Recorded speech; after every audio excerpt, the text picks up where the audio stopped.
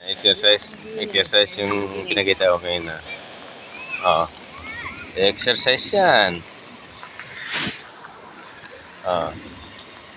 Lamig naman ang katawan eh. Baka mahulog ka sa ilog ha, baha. Sila yun, no? Hmm. Yung mga bata dyan. Hmm. Ano na yan? Ilang taon ka na? 24, 27. Good. Ha? 72. Galing itong baliktad eh. Ano? 27 anyos. Kumbalik ta rin. Kumbalik ta rin. Oo, oo. Op. Ayaw ko dyan, malalim yan eh. Ano na yan? 72 years old na yan. Pero maurag pa. Ang urag Bicol ini. Bicol ini. Maurag pa. Oh. Bicol. Oh.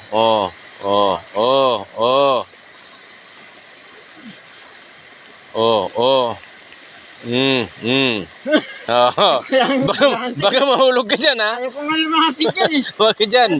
Dito lang banda, baka mahulog ka. Ay, dito mababaw. Oo.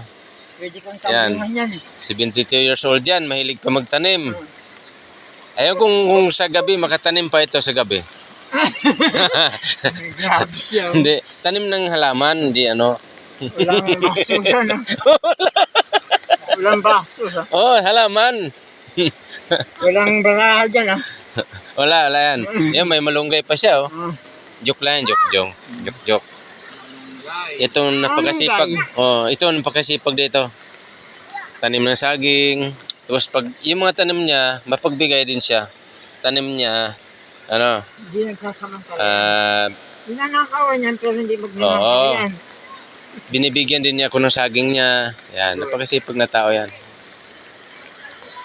Bablader yata ako. Pangit naman ang mukha ako. Eh, okay yan. Hindi obra. Wala. Maurag ini. Bicol. May face naman yun eh. Mayroon yan. Ako naman, hindi ko naman pinag-ebang na yung kakayang ko. Kaya ko sa pagtatanim yan. Yun, kakayahan sa pagtatanim. Pero kung sabi, Eddie Garcia maurag. Maurag. Si Eddie Garcia maurag. Pero wala na. Wala na si Eddie. Wag ngayon. Wag ngayon. Kaya yan? Wag yan ngayon. Ito baha ngayon. Napakalaking baha dito. Pero hindi siya ganun kalakihan to dahil malapad na yung ilog. May mga bahay din sa tawid. Yan. Mga bahay sa tawid. Nanood din sila ng ano. Yan. Si Marlon. Yan. Yan, tinuruan yung tricycle. Yan, papuntang Marikina na yan, papuntang Marikina. Nawawala ang palig ko sa... Dito lang muna. Thank you po, mga lods.